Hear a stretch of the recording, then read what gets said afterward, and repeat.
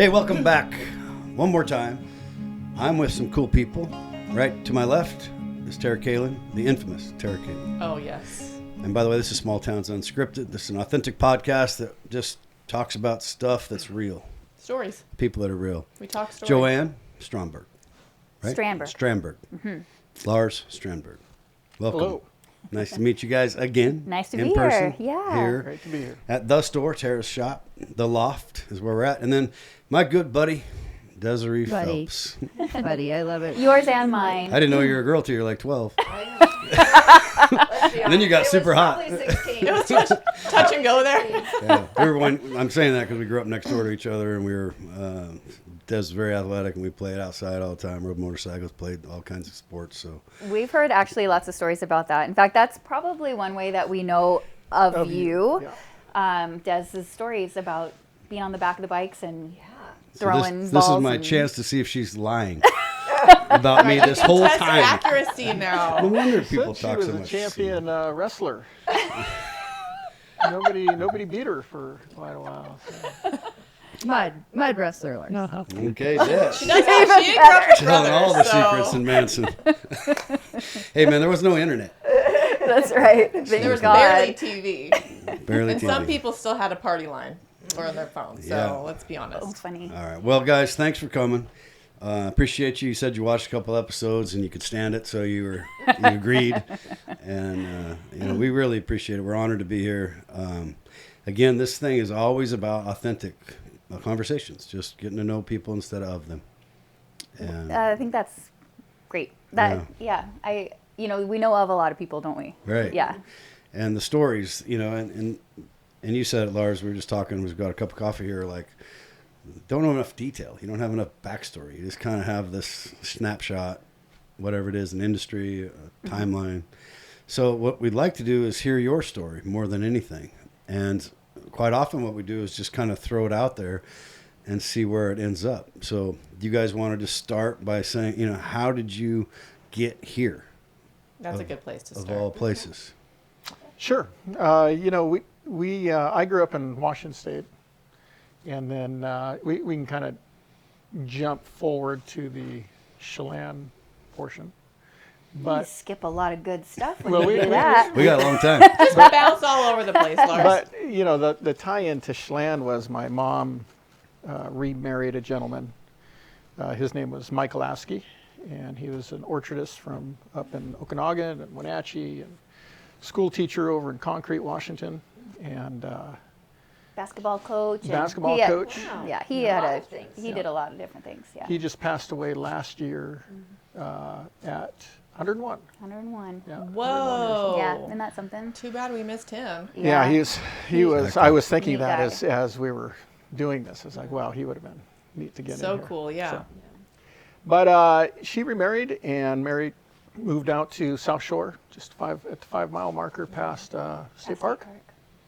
And we started visiting when we were had a young family, and got to know the area, and fell in love with it. Well, we watched Carol talk about her first time coming up and coming Lake. up Navarre Coulee, and that view from Navarre is so special, and that's the way we always came up, because we would come up that way and take a left to go to Grandma and Grandpa's house, and it's that view that's like, wow, if we could figure out how to get here, that'd be something. When she gave that description of coming around the corner and seeing the lake from Navarre Coulee, it brought back those memories. Yeah. She said it perfectly. Yeah, I love that she said when very she was 18, it blew her away, and then she still does every time. Every time, I know. It's kind of fun to make up reasons to come back up that way, because it's nostalgic, I guess, for us to see it again and remember that first time. So how many years do you think that was from the time you started thinking, like, this is a pretty cool place, like, and the seed was planted, till you actually made the move? Yeah, that's a good question. Probably, well, we had to start coming once the kids were born. There's no choice there, if you have in-laws, or grandmas and grandpas, you got to get them back. So at least since early 2000s, I guess. Yeah, real early. Yeah, late 90s for me, early 2000s for us. Yeah. And then ultimately, what year was it that you landed and moved here? 2008. 2008. We moved here in 2008. Yeah. Lars had been in the Marine Corps, so when we got out, we thought, well, where do we want to be? You know, because Yeah, they you get to choose try for the you. choice for the first time. They choose for you. Yeah. So we thought, well, let's try Chelan.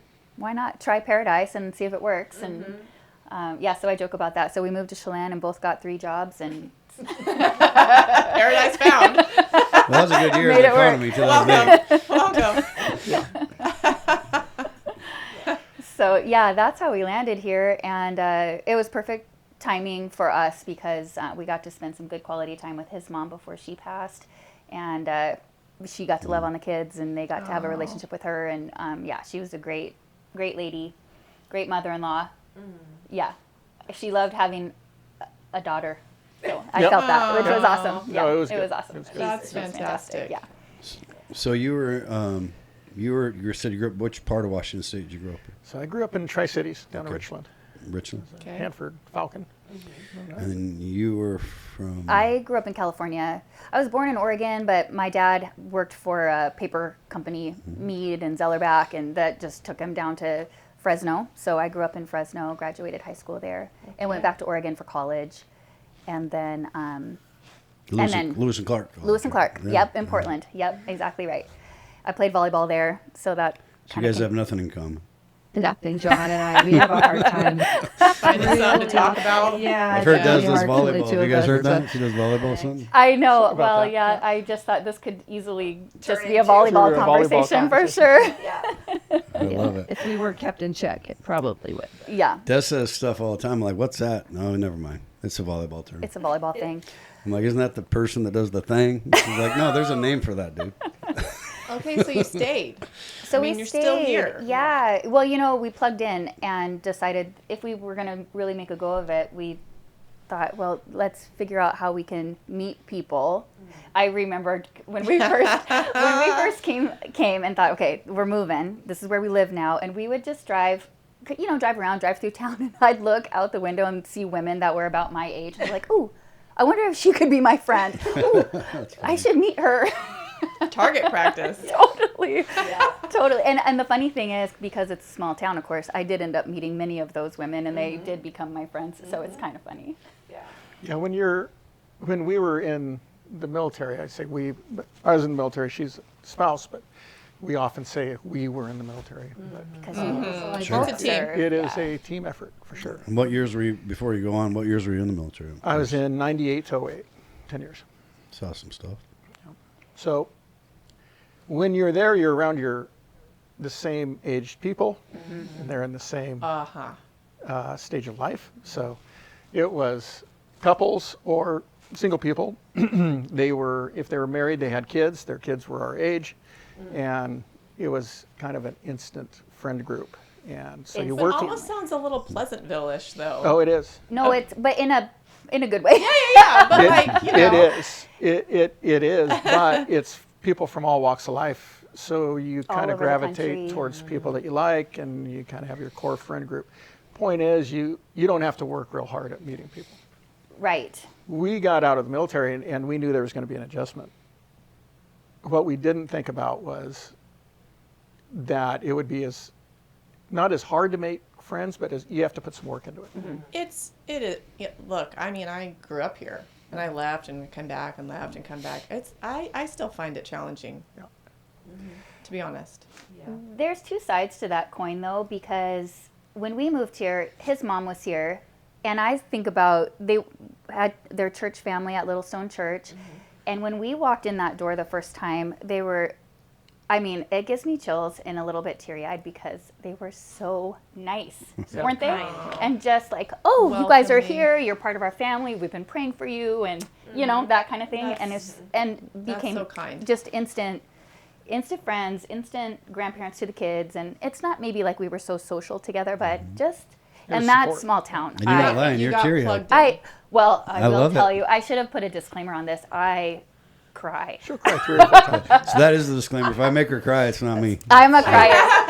Well, because Me I don't too. know. Lars beats me up. It was me. Me You too. know, you just feel things deeply, and that was a moment when we moved here that I thought, awesome. man, this is cool. And then you see those same people downtown. They're like, hey, Joanne. Okay. Yeah. They know me, you know. I'm walking And into you their had kids. stores. I And, think yeah. having kids is a nice Big deal. Yeah. way to insert yourself anywhere. Sure. Not the only way, though. No, it's not. But It was our way. yeah, There's a lot of big way. single. I'm just talking to the single people that don't have kids, or the people that are married that don't have kids. There's other ways. Oh yeah. oh sure, you can always get plugged in somewhere. I'm just saying, kids are a natural. It's Yeah, like you for got sure. them, and then here you are. For sure. Totally. Yep. And what then would you say getting to them. people that, whether they have kids or don't have kids, but what would you say is the secret to integrating into this town? You have to be honest with yourself about what you like to do, and then you find ways to do that thing. Because for me, I started coaching volleyball. Best thing I ever did. Because it plugged me in. I got to coach with Donine and Connie, who, if you are from this area, you probably know them. And they're the kindest people to work with. And it got us in the gym. It got us around sports people. Our kids were very athletic, and it got them plugged in. So volleyball was a huge foot in the door for me. And then just being able to travel and coach. And not only do you meet then the coaches that you're working with, but you meet these kids, and then you meet their parents. And just then the web starts to really 2 or develop. 3 years in, then you have 2 or 3 different teams you've coached, and in the grocery store there's a familiar face, or Yep. Well, Yeah. This has come up a lot with people that I've talked to over the years. Real estate's kind of the same thing, where you meet a lot of people from all over, right? I bet. And I've been doing it for 34 years here, which is kind of weird. But it's come up when people have moved mostly from Puget Sound, but from all over the world. And they're like, I'm so excited to be here. And then for the first time, they hear something about themselves. And they're like, I've never done anything mean to anyone. Like, why is that person? and I've actually had one person moved, and they just couldn't handle it because they had anonymity in a bigger city.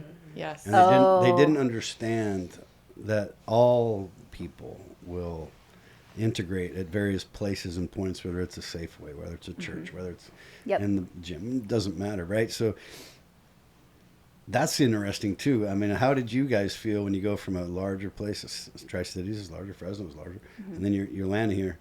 Did you ever just feel like a little bit of in a fishbowl, or did you ever feel just uncomfortable? Well, I didn't. I don't think I felt that either. But you were working in town and around. So In did military, you guys feel probably that? met Well, so many different when you people, move too. around, we moved around the country a lot even before we met each other. So we'd both Sure. lived in big cities.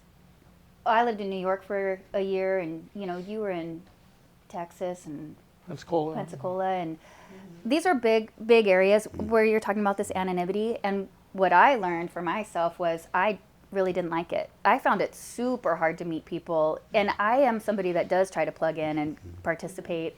Super hard to make connections in a big city, to the point where I just did not feel comfortable. So I knew I wanted to be in a small town, and it's more good than bad, Yeah, I and think. what I've always told people, it's just not serious. The stuff that you hear is just silly.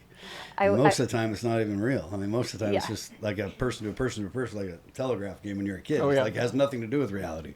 So don't pay attention to Well, it. We've I certainly think- seen that since I then. think age might play into that a little bit, because at 15, it was traumatic.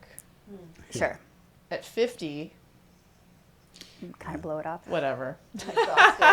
Like me, don't like me. I will say, think what you though, want. moving here, you do learn pretty quickly that everybody knows everybody, and that you're the one that doesn't know who Or knows you think, that. but they You know? probably know of them. Yeah, I remember. Well, taking the kids, we'd go to the library, we'd go to Latte Da, and get coffee. Remember? Oh. That was such a great spot. And there's a group of guys sitting there all the time for coffee, and Yep. and I'm sitting there with the kids, kind of listening in. I'm just like, these guys know everybody. I gotta be, or if you're out and you mention something, and someone else from across the room will be like, oh, yep, I know all about that, and that's my sister. I'm just like, oh, okay, I better be careful. You learn pretty quick that Yeah. you just, yeah. We joke and say when you grow up here, you got to check the DNA at the dance. It's an old joke. I throw it in. It's not necessarily true. Allegedly, you have to. I don't know. she plugged in at the school. What were you doing when you guys first came here? Because I don't even know that. So my brother, his name's Eric, lives up in Omak, and they bought a facility in Tenasket, and he was an orchardist, ran fresh apples, marketed and sold them, packing his own apples, and then started drying apple chips as a during some of the down years, which are frequent in the industry, and started marketing a brand of apple chips called Bear Snacks, BARE Snacks. Perfect. Okay. And so Definitely familiar with that. he had a warehouse gig going, and I came over and started working night crew on the machine, and so we had some income. Was started there, and then worked up to plant manager, and through the years. So I was driving every day up to Omak. Mm-hmm. Wow. He lived in Tonasket, worked in. He's quite an entrepreneur, sounds like. He is, yeah. He's got the entrepreneur gene for sure. Yeah. Yeah. But that little step in had really set the tone for your career too. Yeah. So and I still work for that company. Oh, you do? So For Bear. Yeah. Yeah. it's changed hands, now owned by a large company. I work for them as a supply chain manager for Bear Outfits. So. Well, Des was That's so saying cool. that you have a lot of things that you do or have done. Yeah, we're Joanne mentioned getting a lot of jobs when you moved to Chelan just to make it work. So Curious, what other things are you doing or have done? well, for valley. time there, we were doing some roofing, some construction. That's not a focus. It's my main job is with the apple chips, and then of course we got the store. Now we got the store. Yeah, I mean, talk about getting plugged in. Yeah. The Culinary Apple. The Culinary Apple, yes. So we own Culinary Apple. We bought it in 2000, It's a good year. January of 2000. 2020. I mean, 2020. 2020. Yeah, what I'm do like, I mean? wait Thanks, a Des. minute. Double check me. Yeah, I wasn't. We weren't even here. 2020. I remember Sorry. this. I blocked some of that out, I guess. Were you essential? You know what? Yeah, we were. And Yeah, you know they why? had fudge. We had food and cleaning supplies. Perfect. So the health department told us you don't need to close. And because we had just bought it, we didn't close. Our door was closed, and well, this is a whole longer story. Well, let's back up. We have to Let's back up a little bit. Yeah. When we moved here, she started looking for a job, and had looked at different places. Yeah, a But few tell different that places. story about meeting Dave and Mary. So met Dave and Mary, and Dave who'd and Mary owned it for Weldon. at that time almost 20 years, I think. And they don't remember it this way, but I remember very clearly. I walked in, did the interview, and Mary said, Dave and I are gonna retire someday soon, and you guys might be a really good fit to take over. And then I worked for them for 12 years. So it's all relative. It's all relative. Someday soon. So I was thinking, well, maybe 5 years we'll think about buying it. But honestly, the timing works out the way it should, and we weren't ready prior to that. Neither were they. And man, I learned a lot from them. They're great business people and great retail. So I learned a lot from them in those 12 years and really got us ready to step in and buy it. So yeah, we bought it in January of 2020, just ahead of COVID. And we're starting our 5th year. And now we're starting our 6th year. 6th year. Just finished our 5th. But so you buy a new business and are excited, right? I mean, you're ready to not change, but just to take off Put your and put your mark on stamp it. on it, Yeah. and go to all the shows and see what resonates with us. And so we did all that. And then March comes and COVID hits, and I panicked. And I remember this day too, because Lars was at the store with me. It's empty. And I was like, what are we going to do? Reading the news. Yeah. Or are we Getting going to have to reports. close? And not all the questions. What are we going to wild have time. to do? He literally grabbed me by the shoulders and he goes, it's going to be okay. We're going to put in a point of sale system, and this is how we're going to employ our people, and this is how we're going to spend our time. Because that's a big job, as you know, Tara. I mean, Yes. it's a huge task, and if you have ever been into Culinary Apple, you know that we have a lot of inventory. So. I can't even. Your quantity of inventory, no thanks. So many things can I have need it. to have. So many things in there that I need. I know. Them. We joke about so many things you didn't know you needed. Yeah. And this is a great opportunity. One of the things we want to do in this podcast is for people to tell their stories, and also if they have local businesses, to tell people about them, right? We want to spread that gospel of, shop local. Yeah. And so your store is right there on Wooden Avenue. Right on Wooden Avenue. Yeah, we're down on the Campbell side of things and on the sunny side of the street. And your neighbors are on. We got Frenchies. It goes Caldwell Banker, then Frenchies and us. Yeah. And down Main then, Street. the Vogue's a few doors down too. And you guys remember? Do you know this? Oh, yeah. We talked about that. Yeah, They sharpened my knife. My dad knew that if I had you guys sharpen my knife, he'd kick my butt. But they're better at it. Than well, I'll me. tell you, when you get a knife with an inscription on it, you treat it with love and make sure you don't mess it up. So it's a bit of a nerve-wracking experience. It was great. Yours, I think, was one of the first pocket knives that came in, maybe it was one of the first ones that felt like it had sentimental value like that. People like their pocket knives for sure, and you don't want to mess them up. So. Yeah. Yeah, I was. My dad was a huge knife sharpening dude. I could never compete, so I gave up. We'll handle that for you. Yeah, Lars will Give it to handle it. Lars. Yeah. But as when you talk about small town, what does it mean to be in a small town? We got plugged in with sports with the kids, but also through Culinary Apple.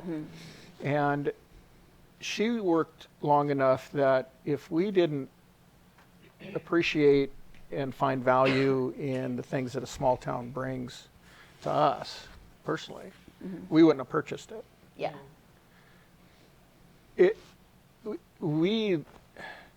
That sense of community and being part of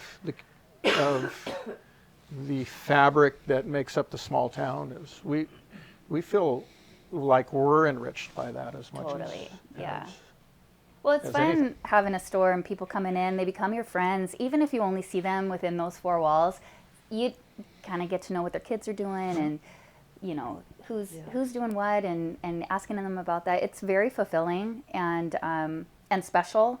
And you meet a whole swath of people that you wouldn't probably meet otherwise. No, for So sure. it's my favorite. That's my favorite part of the job, is being on the floor, people coming in that I recognize, and being able to say, "Hey, welcome back." Every and time what's going someone on? says to me, "Well, take your stuff online," I'm like, "Well, first of all, it sounds a lot easier than it is." Oh my gosh, that's not the Okay, truth. like I'm not Nordstrom, right? It's my favorite, but I can't compete. Yeah.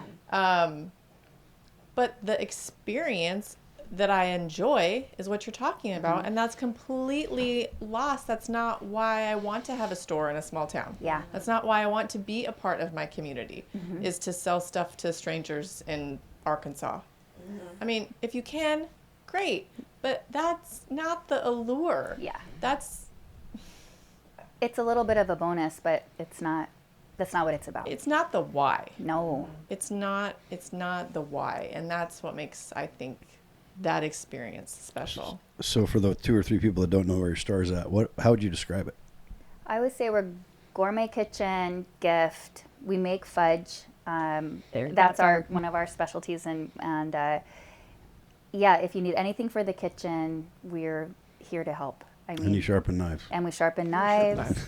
We do gift Yeah, you got great boxes. gift. I mean, we did Yeah. a ton of that for the holidays. So anything customized, we can do all of that. So come check us out. If you haven't been to Culinary Apple, you got to check it out. So when you're, especially for me, if you get in trouble with your wife, this is a great store to go to because you get the fudge, you get the whatever, Yeah. and then you go, "Here, sorry." So it's like better than $5. Well, and we'll wrap it for you. And you wrap it. We'll gift wrap it complimentary. Great. I'm Yeah. sorry. She gets lots of gifts, Yeah, huh? Russ, what'd you do? Like $500. Like, what the hell? Get out of jail, not free card. Not free card. There's no free lunch. My econ professor told me that. There's no free lunch anymore. That's true. But it's a great store. It's and there is no wasted space in there for sure. That is for sure. Yes, that is beautiful. for sure. We utilize every space we can. But we hope when you come in that you do have a good experience. That if you've met our team, everyone's Always just friendly. they're smiling, they're happy. Everyone, we love coming to work together. And that, I think, is one thing that's special about us is, and I tell the team all the time, like, I only hire people that I like because I want to look forward to coming to work with you, Yes. and I do. And when you come in, you'll hear laughter and joking and fun, but they're also super knowledgeable and can help you find the right thing. So That's anyway, it's a fun place to work, and it's a fun place just to come and experience. That's our goal. Yeah, that's Yeah. great. But, Go ahead. stores in town are, I think my favorite ones are not, I mean, I'm not a huge, believe it or not, I'm not a huge shopper. But the stores that are my favorite are the ones that I know I can count on for that thing. Mm-hmm. So the last thing that I needed was a torch. Oh, Because yeah. I wanted to make creme brulee. Brulee. All of a sudden, I had to have that. And you know, that to have that in our kind of a town, and in a, you know, I mean, we're not that big, okay? Yeah. So to be able to know that I can go into Joe's store and be like, hey, it's only gonna take a couple minutes, right? Yeah. Hey, I need a torch. Boom, boom, boom. And here's 3 choices. Here's the torch. We're out. Well, and we were talking about with Bob. I love that. With Bob and Bob Watson. I mean, they've been in business 110 years or something. And that consistency, to be able to do that through all of the things, Yeah. you know, there's a misconception if you're not an entrepreneur that you might think all entrepreneurs are rich. My dad used to say in the Apple game, he'd be like, you know, a couple of things you have to remember as an entrepreneur. Don't ever figure out how much you're making per hour. Right. And if I won the lotto, I just farm until it was all gone. I mean, that comes on his, you know, it was a lifestyle. We do it 'cause So we the love it. point of saying that is that there's a perception, I think, in a seasonal market that when they see you here in the summer, maybe they're not from here, that my God, that place is crazy. That's just amazing. And then there's this other 9 months. Right. And that's a challenge. It's still it's possible, but how would you describe that challenge? And you both, Terry, you've had store for 8 years. It's not an easy game, no matter who you are. True. That's true. It ebbs and flows for sure. And there's a season, I mean, the seasonality obviously is there, and things are getting busier around here, as we all know. Yeah. So the shoulder seasons have gotten a little bit smaller, but I mean, this time of year, it's slow. And it's the time of year when you're cleaning and Doing inventory. doing inventory. I mean, there's ways we keep busy that are in support of our customers, that all the behind the scenes stuff. Yeah, and you happens truly now. appreciate the customers and shoppers in the off season. Yeah. You know, we value and try to give value to local people that live here year round. And that's possible in certain segments that we offer, and not necessarily in other segments, just because of how we, you know, the amount that we can buy and what we can sell it at. But certain things we sell is going to be the same price that you find on. Oh yeah, for sure. Yeah. And There is a So- misconception. People think, oh, it's small town, you're gouging. Yes. We don't. We really don't do that. we, don't do I don't think, yeah, it's, I don't really see that anywhere, to be honest. I don't really. Yeah.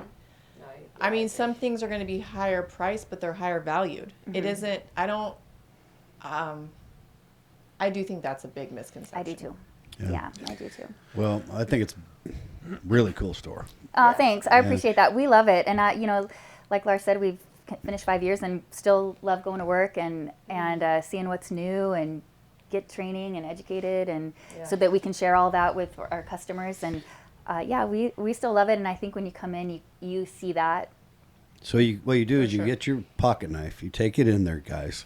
You get it sharp Yes. from Lars, and then you buy the biggest piece of fudge you can. Then you go out and you sit on the bench and you start using that pocket knife.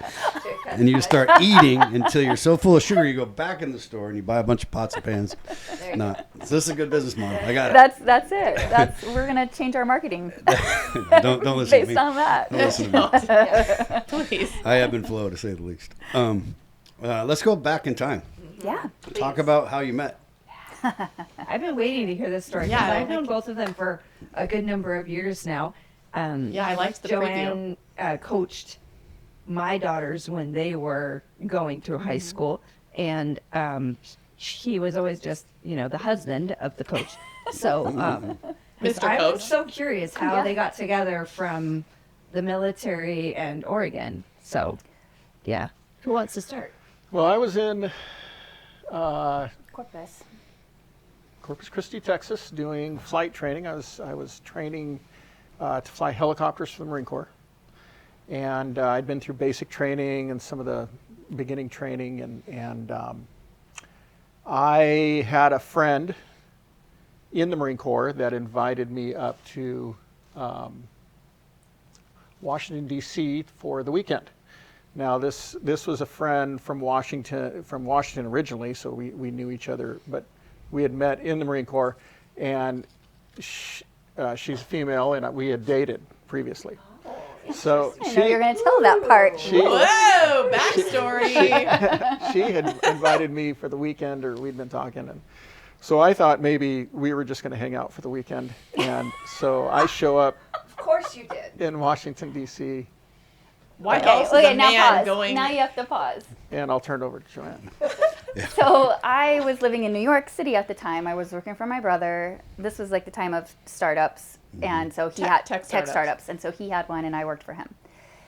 And Living right downtown, right? living downtown and doing that whole experience, which was great and Upper, hard. lower, east, Lower. west. I was. I had two places. I lived in the East Village first, Okay. which was really cool. It was fun. It was a cool apartment, and then I moved on to 6th Avenue and Broadway, and it was fun. That's when Lars and I knew each other. Okay. But okay, so Jen, my friend Jen, I went to college with her, and she and I were roommates, and she joined the Marine Corps and moved to the East Coast, and so when I was in New York, she suggested I come down for this same weekend. So you hop on the train. I hop on the bus, Greyhound the bus. bus. Yeah, Bus. I had like no money. So Greyhound bus down to Washington, D.C., where she and Lars came and picked me up. Yep. Wow. And so Now, what was her intention behind this weekend? Yes. Like, why is she inviting the two of you from different states to converge? I don't recall that she ever said that. honestly, Jen is the kind of person that's like, if she overhears someone say, I could really use a new couch, she will just somehow magically make that happen for you. Yeah. Like, hey, I know you needed a couch. My friend's selling a couch. And like, she just likes to put things together, Networking, match yeah. things up. If you need something, here you go. And so I think she was setting us up. I Divine really do. intervention from Jen. Yeah, a little bit. A Texas, New York, DC intervention. Yeah, so it was middle of winter. It was freezing cold. So I come off the bus and you can take it from Wait, there. did you know they had dated? I don't know.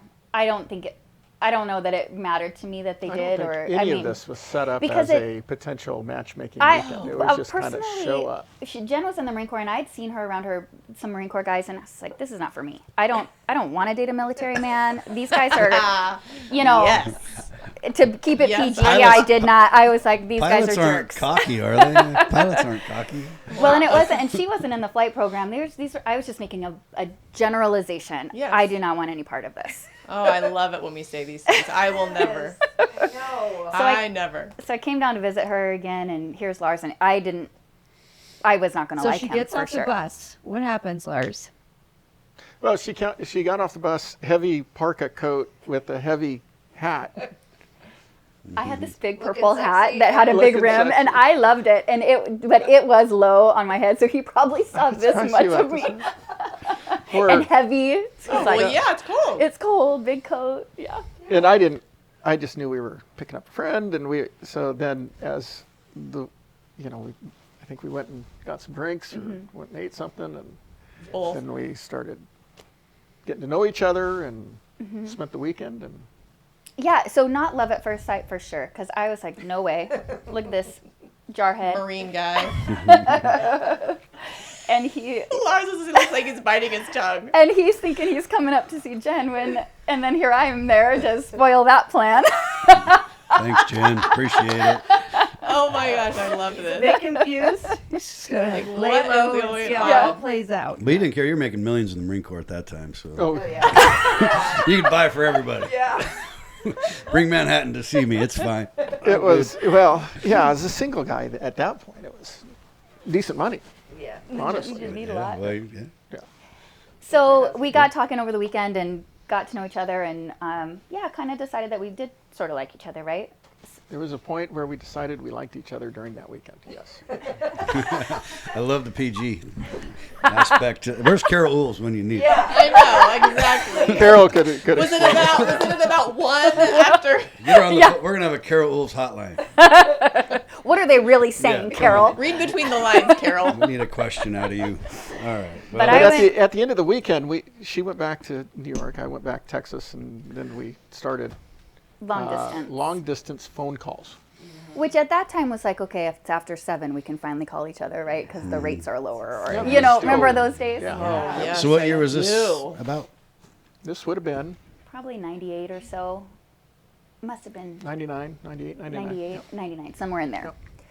And I, 99. a lot of people say long distance never works, and I do think that's true. However, in our case, I think it was the reason that we're together today.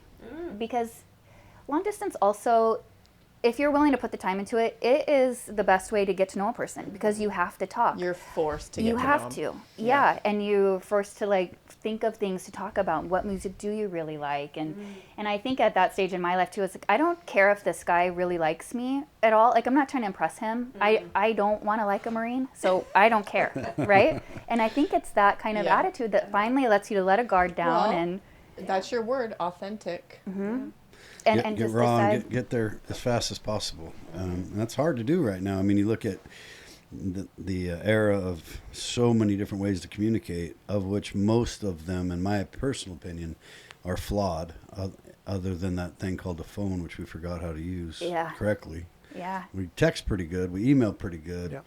And right now, I always say old school is new school because it's in communication, especially now with AI, it's getting so crazy what's real and not real. And it's just going to get harder to determine that. That's right. This so those is real. old school We're not conversations. AI. You may have mistaken me for a robot. Yes. I sent you one yesterday. Desiree goes, gross.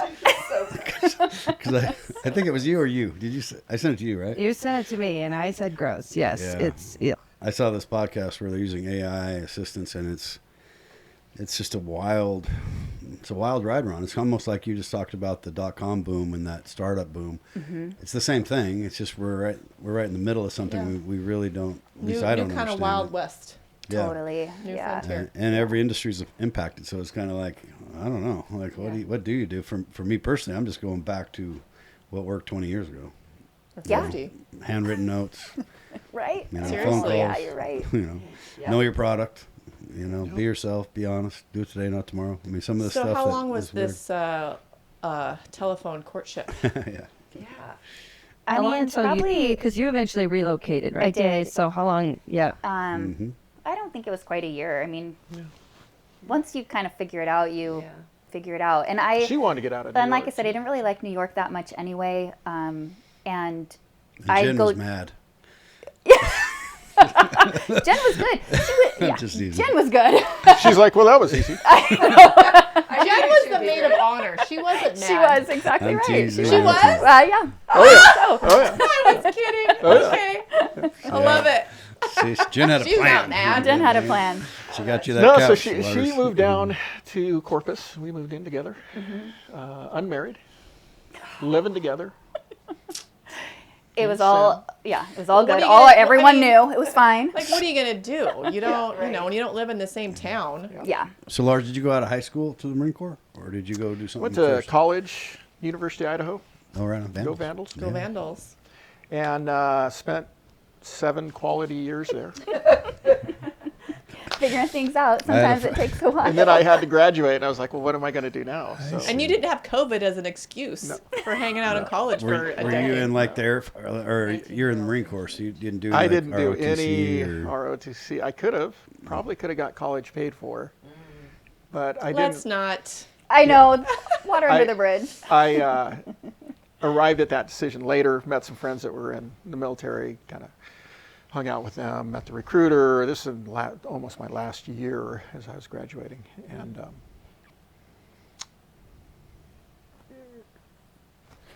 long story, but passed flight test, got a guaranteed flight contract, so I decided to go in the Marine Corps. So you knew going in you were going to be a pilot of some sort. Yeah, which they don't give guaranteed contracts very often, so that was unique enough to Yeah. explore. Yeah, but I didn't know anything about the military, so I went into the military Oh, I knew about as much as showing were up green. to Washington Jen's. D.C. at Jen's. During that time.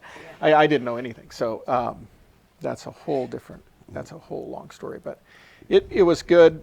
I got into the flight program and via Moscow, Idaho. Yeah. Well, while we're on that topic, I told you before we started, my son was in the Marine Corps and he was in the aviation side. So I asked him last night, I go, hey, what are some cool questions only a Marine would know? Let's see if I can. Oh no! Oh boy. In the flight program. Oh no! So here's what he says. Yeah, the CH-53s, that's what you That's flew, what I flew. Was a which is CH-53. how would you describe it? Big, giant helicopter picks Super up a lot. Stallions. It's called Yeah, a Super Super Stallion. Stallions. Oh wait, Yeah. didn't Bub's Yeah, he jacket said say Super Super Stallion. Stallion? Oh, That's funny. really? Because he showed horses. Yeah. That's Oh. weird. Different type of stallion. Whole different, but that's. Nice tie-in I don't for- hear the word for Bob. super stallion And now often, you've and heard I've it heard it twice. Yeah. Okay. So he was. All right. So he was a V-22 Osprey, stationed at Miramar. Oh, nice. But he goes, yeah, the C-53s. That's the name of the helicopter. Yep. He goes, are known for always leaking everywhere, and that's why all the 53 maintainers had completely black coveralls. That's true. If you know, most things, cars, things that you maintain, motorcycles, if it's leaking, you take it into maintenance. The tagline was, if it stops leaking, we've got a problem. Says the second paragraph says the old saying, don't be worried about the leaking, start to get worried when the leaking stops. I love it. And then I'll give you one more. He goes, I asked him, I go, what exactly were you? He goes, I was a sergeant in the VMM-163 MB-22 Ospreys, MOS 6326 Whoa. avionics. And then I was also an aerial observer, not a crew chief. Crew chiefs are the ones whose actually MOS is to be a crew chief. Since I was like a volunteer one, you are considered an aerial There you go. observer. Yeah. And he goes, another good question would be to hear the story on the heaviest thing he ever lifted in the 53. That is a good question. That would be your mom. I'll tell Mason that. My ex-wife will be pissed. Sorry, Grace. That was mean. That's a Marine Corps response. So make sure you Mason, sure, you got to help your mom tell down him. Tell him. He yo, set mama. himself up on that. Yeah, Yo, well, Mom. now I'm in trouble. Right. I've been divorced a couple decades, but I'm still in trouble. Thank you for giving me that He set joke. you up. You did. So Oh if we my gosh. if we back up real quick from that list, to your son, he's a smart guy because only the intelligent enlisted got into avionics. There was some serious testing to do that. Yeah, I told you out back. He was into reconnaissance contracts. He did a 5-year contract, and then he got hurt almost through that. So he went through all the other schools, and then he went to reconnaissance, and then he got into the aviation side. You know, when they redeployed him, you don't make the reconnaissance team to be. He wanted to be a force recon sniper. That was the goal. I think he played Call of Duty too much or something growing up. No, that was his goal since he was in the 3rd grade. He, you know, in school, I still have it. And it's the teachers in elementary school go, what do you want to be when you grow up? You know, most people are like football player, doctor, lawyer, whatever. He said Marine. Wow. In the 3rd grade. Wow. And I think my dad got drafted into Korea, and they spent a lot of time together. And I didn't serve, so I'm very honored to be around people that do, and I do try to do as much as I can for any veteran I meet. So, thank you for everything. And so what cracked me up, because Mason was the kind of kid that was like not an A student, not a B student. He's probably a C student. And I'm like, unless you got mad at the teacher, then you get an A. And I'd be like, why don't you do that all the time? Motivated. He was bored. He's like, Obviously, Lars was a vandal for 7 years, but he's a very smart man. Similar. Okay. Yeah, exactly. Yeah, Great point, Tara. And so when he got into the aviation side, I said, what, did you cheat on your ASVAB? Or like, how did you do this? And Well, not only Motivation. aviation, but to get into avionics, it'd have to be another step up. avionics, yeah. Because you can go maintain airframes or fuels, or I mean, there's a bunch of different ways you can go from. Yeah. So good on him. That's another. Yeah, Yeah, he's those are a out. lot And of he's letters and now numbers. engaged. He lives here, works with us, you know, in the excavation side with Todd Corrigan and Oh, cool. his team. But we're kind of working a deal together, and so he enjoyed it. That's cool. He always took pictures. He'd send pictures to me, like he was on the USS Boxer for 8 or 9 months whenever they were deployed, and he'd be in Jordan with a camera on his neck, and then he'd be in Iraq. And he said he didn't have to do any combat, which is good, but he wanted that. He said, "Man, I was there in Iraq for 29 days. If I was one more day, I would have got the in-country badge or the combat badge." He goes, they pulled me out right before I didn't deserve it, but cool to have it. Anyway, he had a couple questions. So, what was the heaviest thing you ever lifted? Well, that is the premier heavy lift platform for the military. Well, for the Marine Corps, the Army has a separate heavy lift, but it can lift. They would have an arm patch that says, "Fist me off and I'll lift your house." Is one of the arm patches they'd have. But we could lift, it's designed to lift the 155 millimeter howitzer with underslung ammo, so bags of ammo underneath with the crew in the helicopter. What? And then fly, 40 or 50 miles inland, set them up, let them fire, pick them up, and get them out. Wow. So it's fast and it's heavy lift. And we'd pick up containers like you would see on semi-trucks, full of things, shipping containers that were heavy. Seems like you picked up tanks and... Well, not tanks, but we would pick up Humvees, large Humvees. Were you, and they could decked out. They could strap these Humvees side by side and pick up two at one time. Did you spend a lot of time overseas? Spent 3 deployments. Wow, thank you. Overseas, 2 in Iraq. So, but a lot of people do a lot of hard things in the military. They protect and make sure that the pilots are well taken care of. So the grunts and some of the other MOSs that work in the military did much more dangerous and hard jobs than we did. So. Yeah, for sure. Well, it still takes everybody, and it takes the spouses. So, and all that stuff's not easy. And commitment and sacrifice. No. It's all part of it. So, thank you. Yeah. Anyway, those are his questions.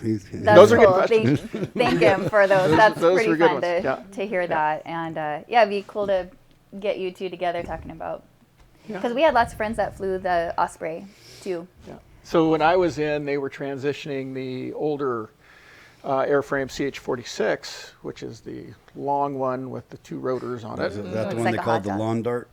Or a hot dog. Or is that all of them? Well, yeah, lawn they had a lot dart of problems associated with different helicopters during different problems, I think. I think the V-22 had a lot of issues for a long time. But they were transitioning 46 squadrons into a V-22. We had friends transition, so they'd stand down the squadron, train them, and then they would stand up the same squadron but with a new airframe a year later.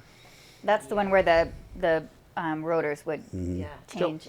And it was really cool. Yeah, it was really a neat thing to be part of that transition time, to see how it all comes online. Yeah. It worked out for them. So that was kind of some of the military stuff, but some interesting things that Joanne and I went through was just life in the military. Yeah. And some having of our babies deployment. in Having babies in the military. So how many you have? We have 2 together, and we were on the East Coast, so we were stationed in North Carolina and Jacksonville. So right on the coast. That sounds fun. Right on the coast, Wilmington, Yeah, it was great. It was great. And North Carolina's cool state, and military towns have their own unique flavor. Okay, good word. My son said Marines never drink beer. Did he? That's what he said. Moving on. What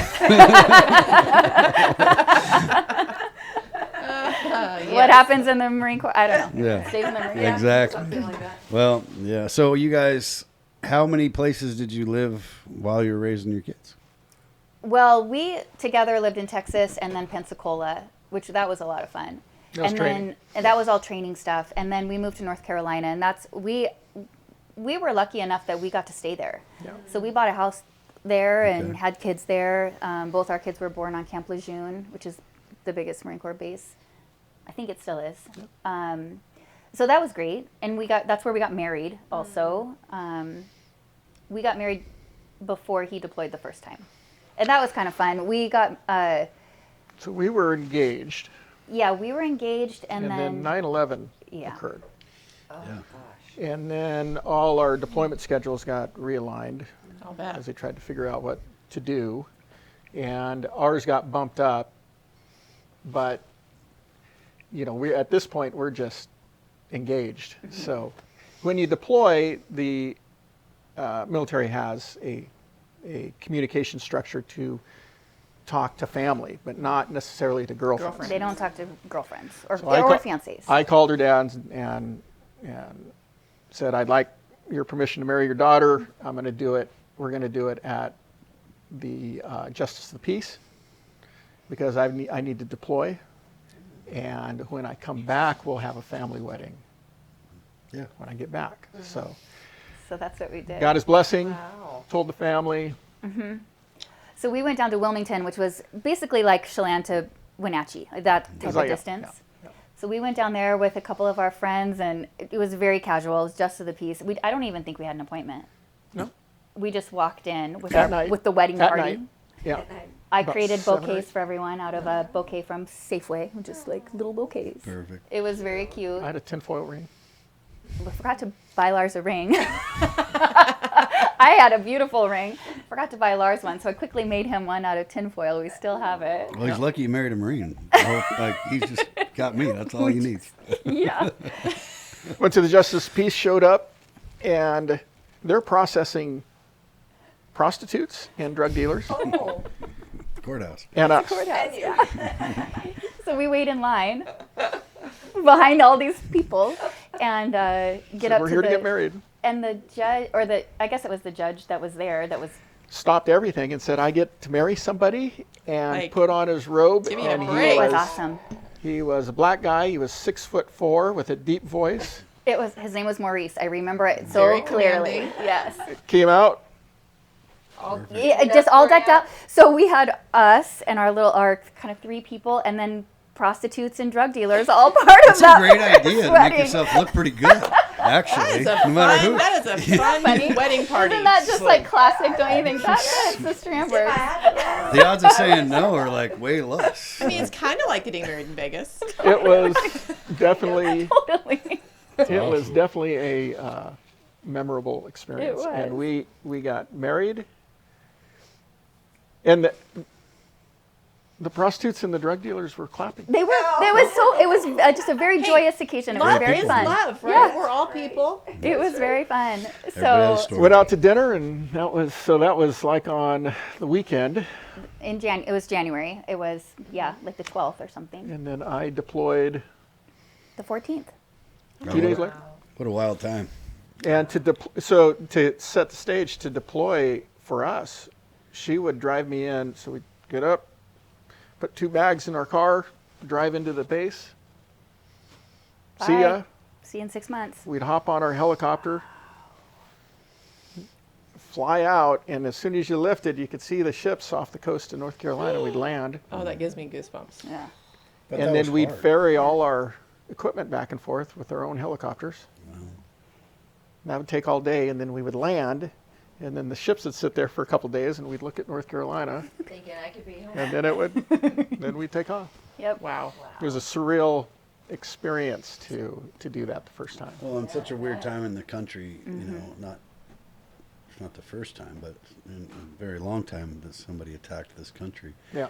In country. And so for you, the emotions must have been, like the whole country's emotions were unique at that time. If you didn't experience it, it's pretty incredible. Well, and being on the East Coast felt different because you just were so close to all of that. My brother was still living in New York, and so that felt very personal too. 100%. And I can only imagine. there was a lot of fear surrounding it because there's a lot of unknown, and so when he left, it was very nerve-wracking. And I learned pretty quickly, but watching the news, it was just on all the time, right? And then you kind of quickly realize they're all saying the same thing over and over again, and it just creates this rise of panic. Kind of like and COVID. Yeah, kind of like COVID. They're just trying to fill airspace with all this. There's no new information, and so I learned pretty quick. You just turn that off, and so If there's something you really need to know, we'll know you'll it. get the call. Well, Yep. the lack of information takes a while to get used to, huh? Totally. Did with my son. Even weren't at that time, but it was still weird. We I were lucky couldn't that we had communicate that well. email at that time. Lars could email, so that was great. Yeah. And honestly, that was the deployment for me that was the most nerve-wracking because there was so much unknown. But for you, I think that you said that was one of the most boring ones because there was. Well, really, we were training. You're constantly training, and I was a young pilot, so I was well, you were busy, overloaded I suppose, with but, training. So Flying. yeah, yeah, but it testing just and- there was a lot of just like waiting yeah. to see. Well, and during that entire deployment, we never deployed anywhere. They used those amphibious groups. We deploy aboard Navy ships. There's one large one, it's called a helicopter carrier. So helicopters land on it and fold up and get stacked on the deck. And then they have 3 or 4 smaller ones, and then there's a submarine that's somewhere around us. And that's the group that deploys. That's a designated Marine Expeditionary Unit. And they use that. The Department of Defense will use that, and the President will use that as a forward operating base anywhere in the world.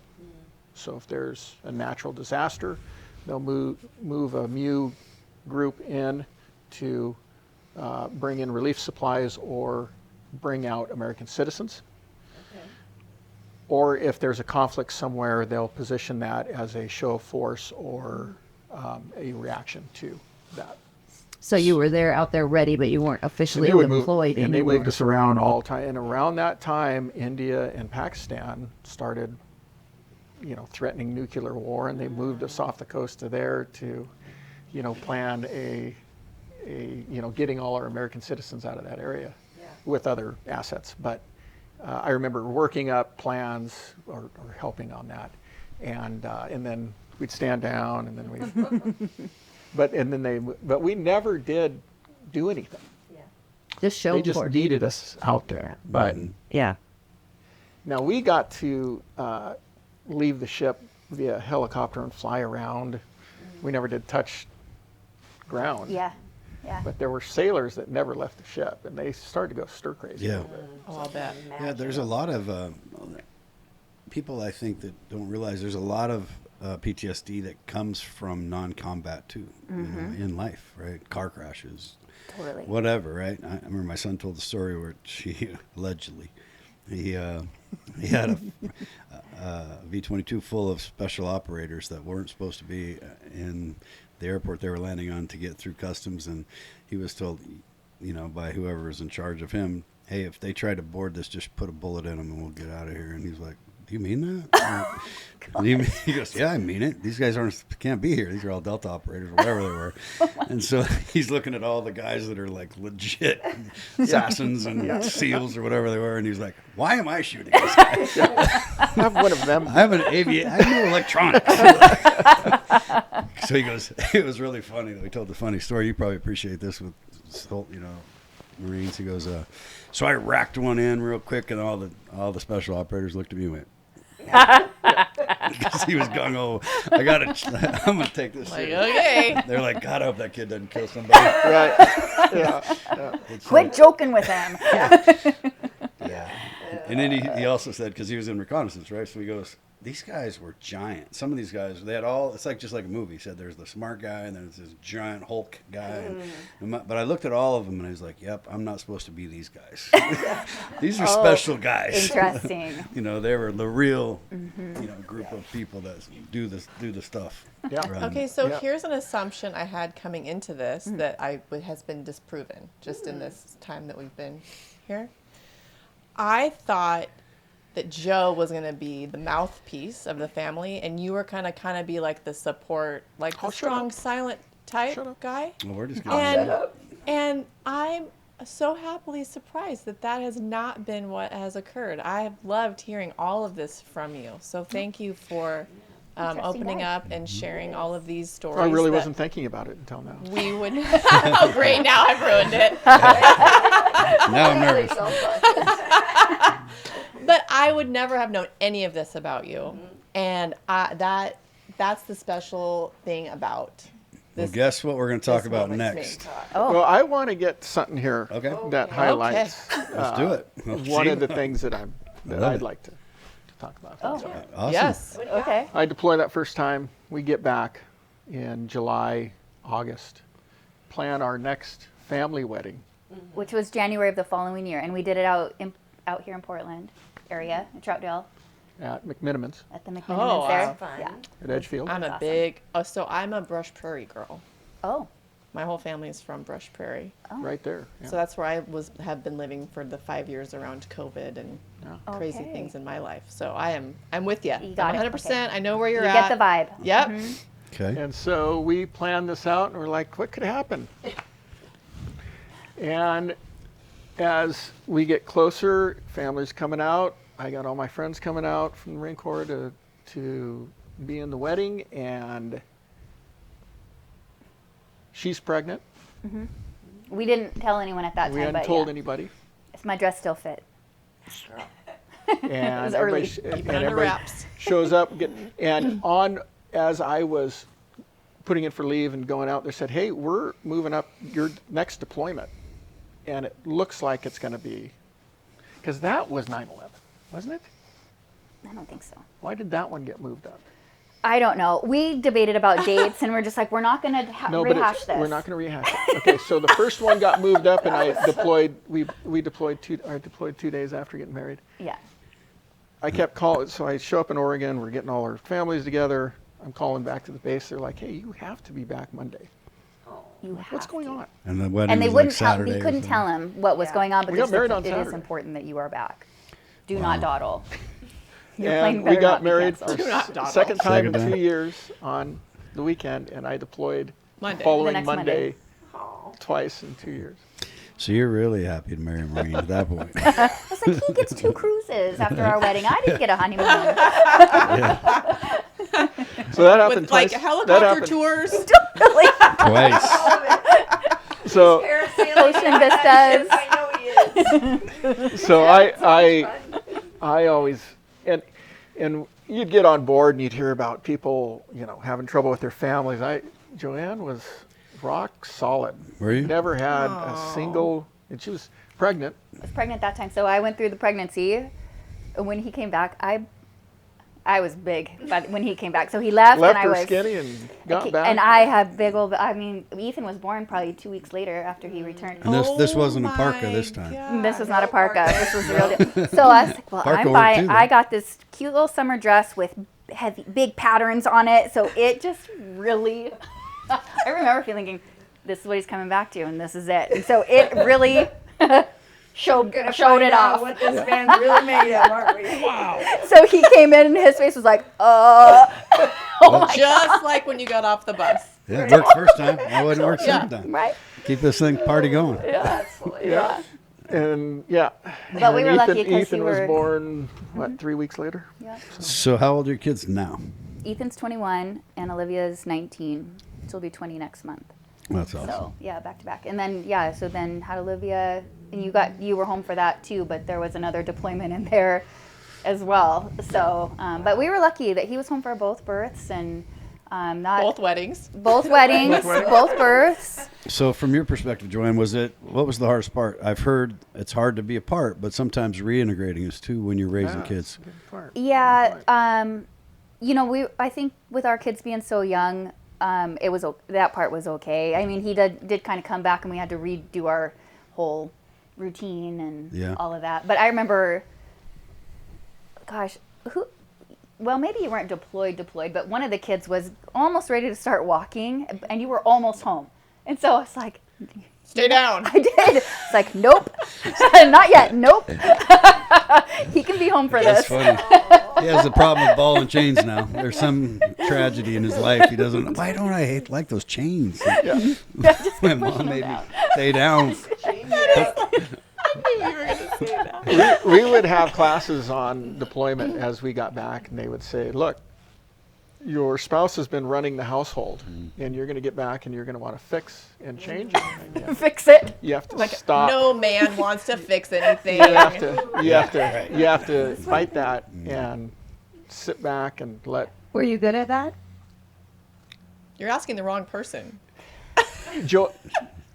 Joanne was so good about taking care of everything that I don't think I felt like I needed. I don't know. I don't remember being irritated, but that's like how many years ago was that now? honestly, 20 years ago. I just remember And being you're so happy he was tired. home, and Well, you seem like just You're a so sleep jovial deprived. person, like a fun, optimistic person. I try in to general. be. Just smile and I do try to be. go with the flow kind of person. You And seem like that. People often thank me for my service, the sacrifice that Joanne had to do and what she took care of in times of fear or worry or I just never had to worry about Yeah, it. the unknown's is the worst. So- I would imagine. It's always the worst. yeah. Yeah, you have all the information in the world, and she has none, and continues to Well, and carry fielding on. calls from your mom too, who anytime she was watching the news and it would be any helicopter from any branch of service, she'd be like, Joanne, I just saw this on the news. Is that Lars? Is that what Huey. Lars is flying? Like, no. It was great. It was great. Huey crashed in California. Is Lars okay? Totally. I mean, that's what it was. Aw. So That's it was, awesome. but it was sweet too. So. That is the love of a mother. That is. Totally. So let's shift gears if you don't mind, Yeah. because I want to include Des a little bit. Oh, geez. So let's talk about volleyball. Oh. How did you guys start? You were coaching Chelan Valley, and you were coaching your No, club I just had 2 kids in the program, and and her program. Well, in the high school In the high program. school, they were never on my team, but as we got into postseason, then I got to help coach the varsities, and that's where her girls typically So were. before you go, Des, could I interrupt you for a second? Sure. Would you describe what Des does for the volleyball? Oh my gosh. Because she never talks about herself ever, and you're the perfect person to. I'll Very cry on this Des one. is already going to cry. I'm already there. Yeah. Okay, so Everything. I'll cry. well, the thing is, our daughter has I'm benefited so serious. much from the program, and that's why for me it gets emotional. But Olivia Olivia and Ethan both came to the gym with me when I was coaching, and then Des, just for the love of the game, I think, and the love of the community and kids. And so people don't know what Des does. Maybe have Who done for Des 20 does years. so many Like freaking her club- things. her club, like her nonprofit. I mean, I do not honestly think you can say volleyball without saying Des. Nope, not in okay, this well, let's community assume for people sure. listening to this don't know this. Well, let's so talk okay, about it so from well, that is perspective. kind of what I was getting to. When Olivia was about 9, it, 4th grade-ish. it just had worked out for Des that was the time when she decided to start this club, Yep. and it was indoor volleyball, which Olivia, our daughter Olivia, was really into. So she got started with the program. So Des just from nothing built a program. Started probably maybe with 2 teams that first year. Yeah, actually, Or we ended one? up with 3 that first Okay. year, to my shock, because I was expecting 1. Indoor Indoor. off-season club. So Nonprofit. So the school volleyball season would end, and then the girls would start club volleyball, which didn't exist before Des. And that was 20 years ago. No, this is my 11th indoor season. Feels Yeah. like you've been doing this since we were kids. Doesn't it? Yeah. Well, I Well, I coached don't know about school. that, but yeah. Yeah. Well, I coached- mean, we've watched her play volleyball, Yeah. so there's that too. Yeah. Yeah, so know, yeah, it's always been. I mean, this is something that's just like she had a passion and you went for it, and that's the thing that gets me emotional, because your passion fed directly into my kids' love for that game, and now look what it has become. I mean, Chelan is a dynasty, and that's Well, from there it Des. went And to Manson. it And went- Manson, it sorry. went- It went Of to. course, Manson. Go Trojans. When did you start the beach program? That very first year too, because the question was posed to me by another coach saying, "Well, I see what you're doing with the indoor, but what are you going to do with your kids outdoor?" And I said, "I don't know what you're talking about. What do you mean outdoor?" He said, "Like beach volleyball. What are you going to do?" And so then he followed that up with, it will help them. It will make them better. And it's very, it's outdoors, it's healthy, all the things. And then my wheels started turning. Yeah, why wouldn't we? And I'm just a huge believer in doing things that are uncomfortable, because you just never know. And so for me, that became a journey of really learning a whole nother sport. There is some crossover, but it's like, Yeah, there's a volleyball. Yeah. Right. Exactly. In the net. but sand and 2 people versus 6 people and all kinds of. So for me, that became like this whole new challenge of coaching. Like now I have a lot to learn, and I have to start leaning on some people and getting outside of my comfort zone and just cold calling people and saying, wow, you know, so. Honestly, if you want an example of someone living outside the comfort zone, it's Des. It is for sure, especially in this realm of your life. Because how many of us would say, okay, you think, okay, yeah, maybe I should start a beach volleyball program. I know zero about that, zero.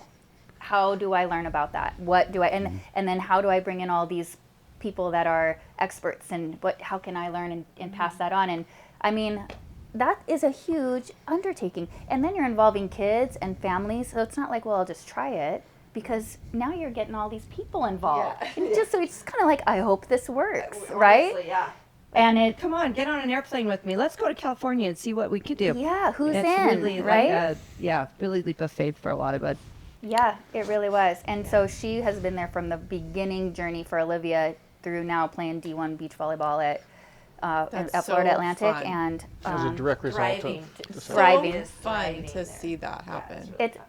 and Olivia is not the only success story from the program. No. So you'll see tons of kids that have gone on to play beach and indoor both for college, and you know, getting a little help with financing school is a big deal. And Yeah. Well, even when you take the athleticism out of it, just the other lessons that are taught. That's huge. And that's the ones that will make me emotional. That's why I you're asked. building I love good that. people. You're like, I'm going to make these I women love it. cry. I've If a known- tear doesn't fall, I've not done my No, job. my eyes will get watered too. I love I it. know, me I love this too. girl so much. We grew up next door to each other. Yeah. She's a year behind me. So when you talk about being uncomfortable, we played motorcycle tag. Remember that, Des? And that meant like we had a bunch of motorbikes. How many do you think there were? Gosh, we usually had about 4 or 5 motorbikes, so so 10 like, to 8 to 10 kids. and we're like 7, 8 years old, Just pile and on. 9 or 10, whatever. We did it for a long time when we were growing up in Manson, out past Blueberry Hills. We had our parents had some orchard and stuff. So she was always my partner because she had a great arm and was light. And what we did is we throw a tennis ball at each other on high-speed chases. That's So the story I That's remember 7 her years telling. old. Uncomfortable, right? Be comfortable being uncomfortable. Yes, exactly. So she's not changed a bit. So, Yeah. so tell me what it did for your daughter specifically, besides the skill set and what you saw in this program and how it helped Well, in general.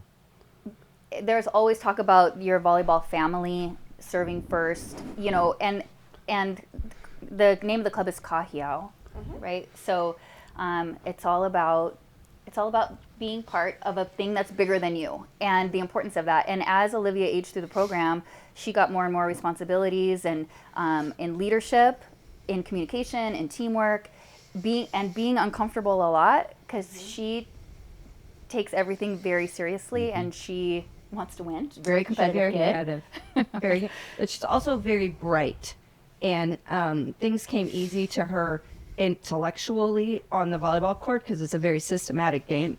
But then the challenge for me as a coach was, okay, but you can't just be you. You're so smart and talented. Now you have to pull these guys up, and that's where I think her growth in our club came. Like she literally could have walked into any club and been a great volleyball player, but it was, no, that's not enough for me, Olivia. Now I need you to reach out, and you need to make this person better emotionally. Be a leader. Yeah. You have to make this person better by, being okay partnering with her, or those kinds of things. I think were more where those were uncomfortable for Olivia. Yeah. It seems from we've been friends a long time, but I see from the outside looking in that the people, like we were just talking about, that you said are going to make you cry. When you can have people as passionate about your daughter playing now Division I, the highest level, and then you have all the other people that aren't Division I or even playing in college, but are still very, very passionate and are gaining similar skill sets Yeah. in the same program. It's fantastic. That's unusual, I would imagine. I think it's super unusual. And the other thing that Olivia took from it is goal setting, and she's a goal driven person, and Kahiao is and NK Beach both. Every practice, it's like, what are your goals for this practice, and how do we get more specific? Dial in on that. How are you going to be a better server? What detailed thing are you going to do that's going to make you a better server? And let's focus on that thing. So not only setting goals as an idea, but what is a good goal? And Olivia to this day is still a goal setter. And she was walking out the door, well, she was here for Christmas and getting ready for, you know, turning her mind to her next semester and season coming up here. And she's like, I know I'm going to feel better when I get my goals written down, when I get myself situated on that. So she's got her color-coded pens, and she's going to write all her goals down. And I think that's cool. a direct result of what she learned, because she knows that works for her. Well, one of the reasons Nicole, you can't see you off camera. Tara now is licensed. Des has been with me licensed in real estate for a couple of years now. It's learning. I think one of the things that Des and I talk about whether it's real estate brokerage business or whether it's volleyball game or whether it's anything, right? It's learning how to fail and not quit. Yes. I mean, and that's something I see in people that often come into my industry and they'll be like, this is hard. This isn't, I'm not, It is hard. And they quit, right? It is hard. It is hard. And I think that when you've learned how to set those goals and then you don't hit them and then keep going, Yeah. that's Reset. from my perspective, that's what's kind of been missing, is kind of missing in a lot of people right now. And so, clubs, unlike schools where you're often, especially when you get into varsity, and you only have X number of kids that can make that team with that level of skill. But when they start at, what are they starting at? Like third grade or something? I mean, I see these little girls out there hitting the beach volleyball. It's crazy. We joke because we have what we call Beach Beginners program that we run in the summer, and it's a short little program, but it's really just to get little ones out on the sand and have them learn what a volleyball is, basically. And Abby, my daughter, runs that program, and she does a great job with it. But our joke is, are they out of diapers? Because if they're out of diapers, they can come to Beach Beginners. I've really gone to a couple Really, of... they're like 4 and 5 years old sometimes. Yeah, I've sat with Frank in the summertime at a couple of those, and I'm like, just mesmerized by this little person Yes. that can get the ball over the net. And I'm like, consistently, and then they get all charged up. And I go, how old is that person? Yeah. It's amazing. How old is that person? Well, It's a little person. Indoor too, I get to coach the U12s for club, and U12 is anywhere from 8 to 12. Yeah. And some of those kids, there was a mom and daughter in the other day at the store, and I said, are you 14 yet? She goes, nope, still 12. Still U12. We're on year 5 of being in the U12s because our little ones start early. And that's part of the success. But it's also part of getting them involved in the program. And just like Olivia, they see they have all these cheerleaders around them that are just like, I love it at that age because I get to just feed into them. Just be like, hey, you're strong, you got this, and just being able to tell them you're more powerful than you think, and watching them at the end of the season, how far they've come is so fun. It is so fun. Who are you coaching this year? U12s, 12. the silver team. Yeah, it's a good little group. It's gonna be fun. And the beauty of it is because we start them so young, we teach them early. The scoreboard is not your measure. What you couldn't do yesterday, you're doing today. That's your measure. So it's just fun that they get someone like her that has that personality of, you don't ever talk about the scoreboard, do you? Never, It's no. always about what you're doing. And then, oh my goodness, look, we happen to have won. That's pretty cool. The scoreboard reflected that. But it's really not the focus, and they learn that early, and then it makes it easier later in life when disappointments come. Because if all you're consumed with is the scoreboard, you're bound to be frustrated and disappointed and on the emotional roller coaster. Yeah, we talk about it in real estate too. Focus on the practice. What are you going to do today? Like this idea that you're going to make a sale today. You've been here 3 hours. Like what? Yeah. What are you doing? Like, and it's a challenge. It's a challenge to get through. I mean, I can't speak for Joe, but having a store in Chelan for 15 years, trying to be open every day. Plenty of days where the door never opened Yeah. at all. And how do you keep How do you keep the oh my excitement? gosh. Yeah. At all. Can I do this? Yeah. Well, we You talked know? about that entrepreneurship mind earlier, but it's that will to keep going. That when you started at a young age, life's hard. Yeah. I mean, life's going to throw life at you, but when you have the skills to handle life, which so many people don't seem to right now, and we were talking about that with Bob Watson, right? We Des is what? We were talking about all the coaches that there are now in her, between Bob Watson's two Friday kids. night when Manson plays Chelan Oh, basketball, we were talking Oh, about what yeah. the benches will look like. So Donnie's two kids, or I mean, Bub's two kids are coaching Manson and Chelan, and then Zach, your kid's coaching. Gracie's coaching. Abby's Frank's coaching. now coaching. Frank's coaching. Abby's, you know, only won 5 in a row. Well, she has an ambition problem. She better You know, crack the whip. we talk about this, the impact to the kids, but and certainly that's there. But when I think about small town and us moving to a small town, it takes people to volunteer and do things and plug in, like you were talking earlier, to make a difference. When we, even before volleyball, Shane and Shelley Bird came to us Oh, yeah, for Ethan. baseball, yeah. and said, hey, we'd like to put together a traveling baseball team. Yeah. And they put, you know, a lot of time in for many years. Same type of passion that Same Des type of thing. That's awesome. has shown. And God, And that, then Des comes along and starts doing the same thing. And Was Ethan a baseball? yeah. He played It's so baseball. fun yeah. watching him play baseball. I love that. But that, when he was young playing baseball, that little travel team that we got to be part of, we made our best friends to this day on that team. Yeah.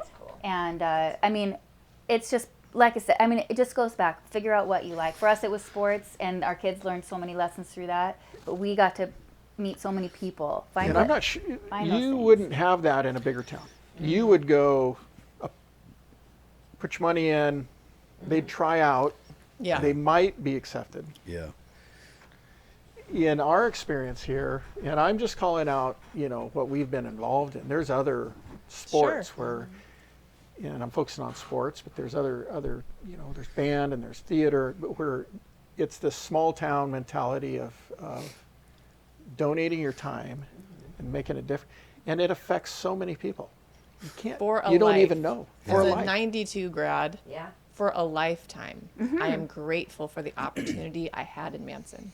Yeah. You don't think that those words are going to come out because in Bellevue there's every opportunity to do anything that you could ever imagine, but you don't get the opportunity to do everything in a place like that. Here, I could do whatever I wanted. Yeah. What was there, I was going to try it. One year I was welding, Yeah. you know? 4-H, yeah. What it's like It's true. I mean, it's a great point. Yeah. I mean, Ethan raised pigs. We would never have done that. Just like that, you want to? Correct. Okay, let's do it. And so we met a whole different slew of people doing that. It's awesome. correct. Yeah. I had 2 pigs named Midgerman and Abraham, Oh, and they hated me. So I was had too a- busy I had on a the lake. FFA I pig never named actually after spent any me. time with them. That's So so they were nice. mean pigs. My dad's like, but "What it's are you doing?" different, and it. I don't think that you can compare them directly, but it, whatever works for you. You know, And we- kids are successful everywhere. We kind of but- take it Yeah, for granted yeah. a little bit, but when we had college coaches come and visit Olivia, one in particular, and he looked at the program and said, why are there 200 girls Playing beach volleyball. playing beach volleyball I think there was snow on the ground, right? in Chelan when it's amazing. Yeah, it's truly It blows powerful. it blows those folks away. It's It pretty blows them awesome. away. Yeah. I had an entrepreneur that had a big company, and he said to me, I had 2 actually over my career. One said he wouldn't hire anybody unless they played an instrument, and he was like a director of engineering at a big media company. And the reason was the extracurricular commitments that you have to go through in school. And the other one said he tried to hire people from a small town. And the reason for that was that they had his theory was they had the opportunity to do more things. And therefore they Yeah. were a little more diversified, a little more well-rounded. And he just didn't have the luxury of not doing it. Yeah. So whether you were, you know, I joke around and you know, say Tommy Tubby had to play basketball. He's 5'0" and 500 pounds. And sorry, dude, you're going to block out today because we have like 6 people. Yeah. So you're playing Yeah. basketball Playing. and not playing video games today. This is we're going to beat you up after school. Like this is kind of how it works. And then all the way to go to the next where you start over a period of time, which isn't very long. I mean, maybe that's why I thought it was 20 years, because you've accomplished so much.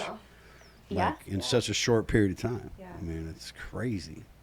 It's been a fun ride.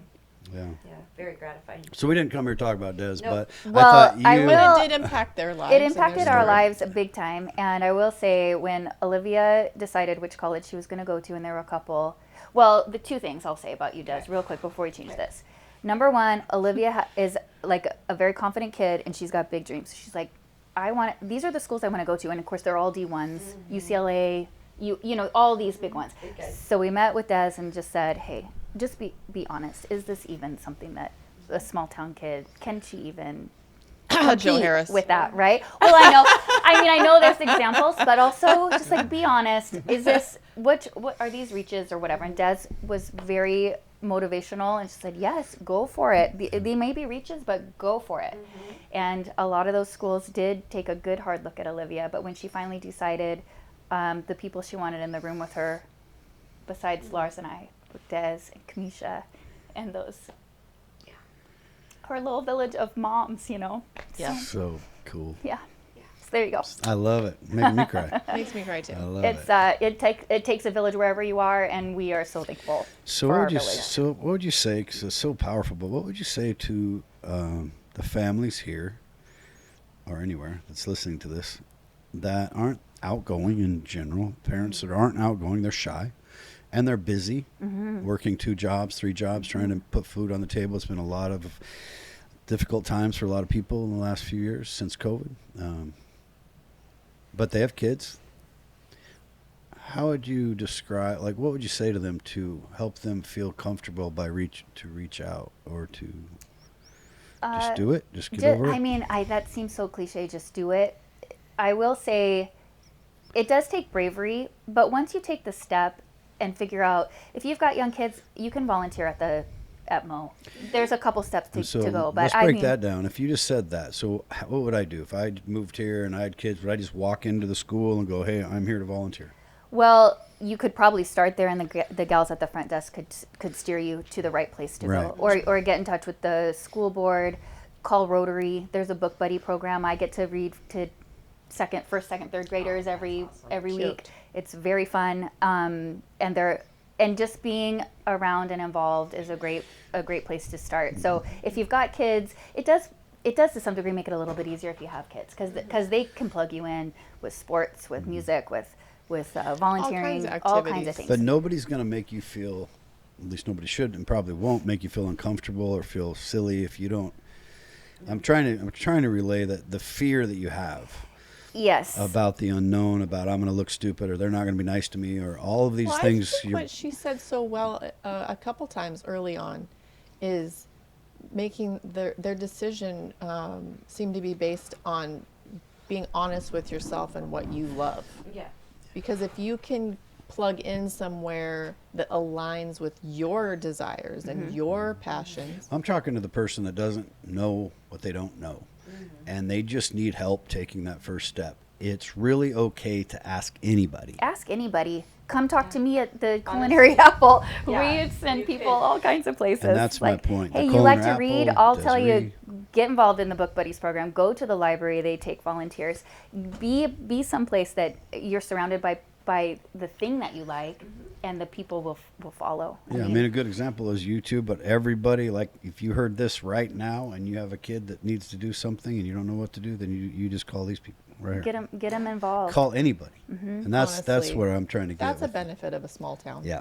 And you don't have to be good at it, I guess, is the other thing. Exactly. That's Yes. my point. Right? Yeah. I keep going back to that word. I would say, yeah, that would probably be they don't have to be the best at. Whatever. They don't even have to ever have picked up a volleyball Lars and I or anything. coached youth soccer, and the last time we'd played soccer was when we were in youth soccer, right? So We were undefeated, but yeah. So, 4-0. Just saying. I'm just saying, if your kid's interested in something, go do it and step outside your comfort zone, because you never know whose life you're going to impact. And even if the life you impact is just your own, by making a friend, that's enough. Or your kids, by introducing them to a different circle of people, that's enough. It's funny how you say we were undefeated, right? So Frank and I played in the Tacoma Dome together in football, brother. and I showed my son this videotape, and I thought he'd say something like, Really "Oh, cool. that's amazing." He goes, "You guys are little." Yeah. So, and then, like, it's not really what I was going for. Look how cool we were. The other thing I said was like, he saw a picture of me water skiing, and he was like, it's very nostalgic. It's not what I was going for. You're like, Picking up the kid, wrong do you see my spray? Like, my shoulder was on the water. He Like- wants this big. Like, when's the last time somebody water skied? Was that like in the 60s? Like, Yeah. how old are you? Oh my God. Like one ski? What is that? Do you want to feel old? Someone the other day, a young person said something about the late 1900s. You know, when Yeah, you were I born, know, I know. the late 1900s. Okay. I did.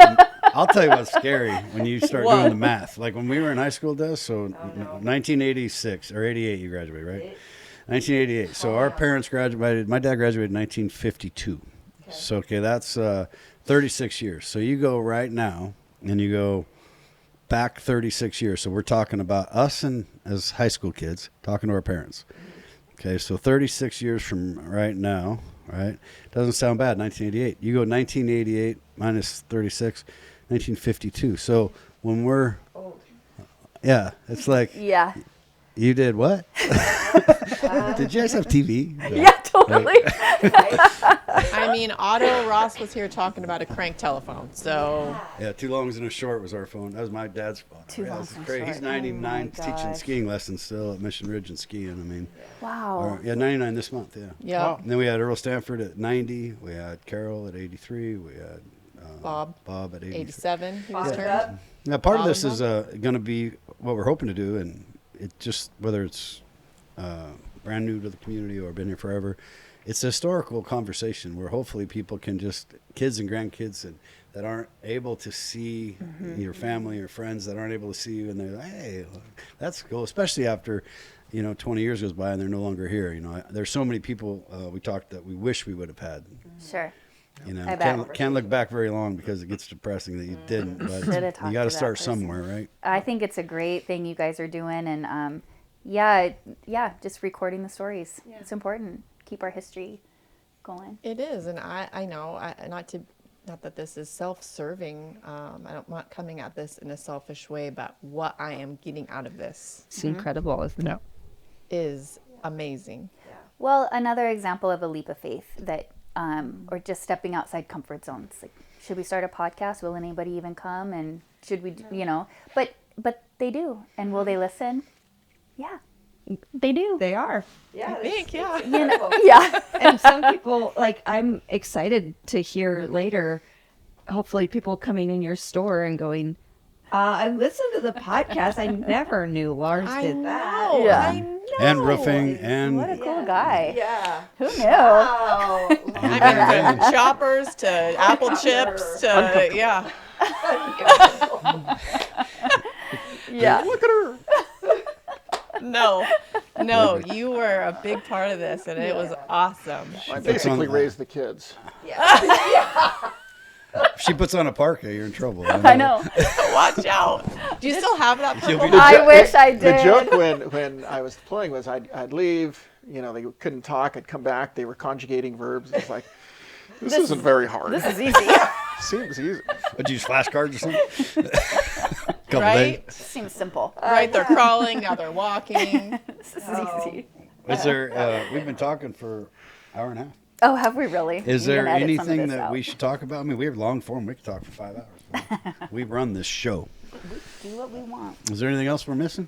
Like, I know that's the thing about these conversations. Once you get to know somebody and they start opening up, for all of us, I think we find that we could just keep going. I mean, I see where like the long, like Joe Rogan stuff goes for 5 hours. I could see why you would do that if you got to that point because it's easy. Yeah. It's easy to do. Well, I love hearing from someone that isn't 5 generations deep.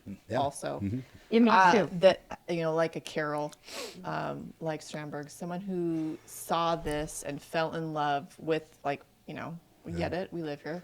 Yeah, well, I say it all the time. Whether you're here a day or whether you're here for 100 years or more, everyone's important in a community, and that's the idea of this is to just hopefully help bridge some situations a little bit. I think for us, we feel honored, honestly, to be here. Oh, I think so- at so least do I'll we. speak for myself, but I do. I feel honored that we get to own a store in this town and that we get to be part of what goes on here. That's I sweet. feel really, because we weren't born here. We happened upon this place through family, but yeah, it is an honor to be here and to kind of serve the people of the community in some way and volunteer for things and watch the next generation come up and feel like we've been welcomed in.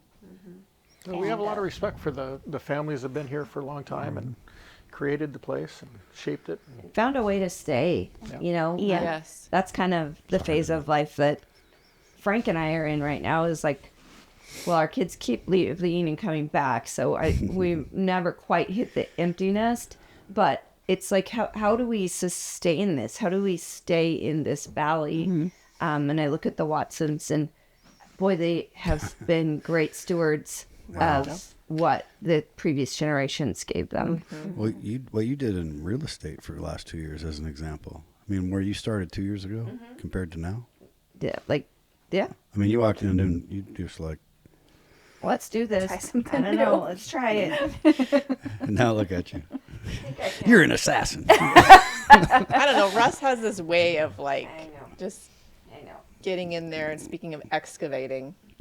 And just Digging gets it you out. excited, huh? Just let's go dig a hole. Well, it's I don't know about that. it's a tool to stay here. I mean, that's what I tell people. More It's a- like grabbing you by the hair and dragging you along kind of a way. And then you're like, I think this is fun. get comfortable being uncomfortable. Yeah. Yeah.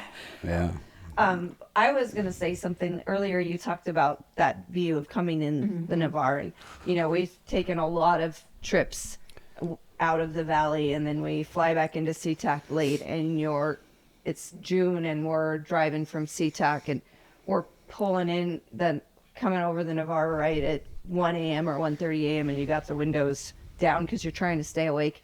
And the smell, the minute the smell of the lake hits me, and it's such a distinct, and you know, it's a good positive smell. Not all water smells are good smells, but it's just, that's my like trigger of like, ooh, home. Yeah, I smell it. I smell our lake.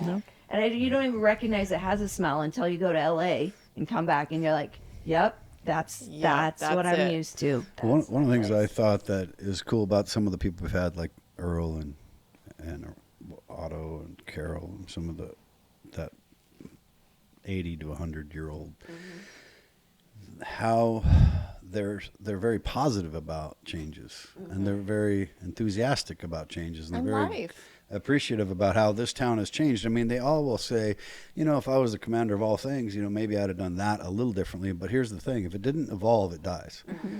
And we often look back and judge, like, damn it, I wish this town was still, you know, 100 people and farming out, but there'd be 10 farmers, and it's just unrealistic. And there's no perfection. So the idea that a town's growing and bringing new people in all the We time. wouldn't have Strandbergs. No, and I have felt very grateful and very honored to share my hometown with people from other places for 3 decades.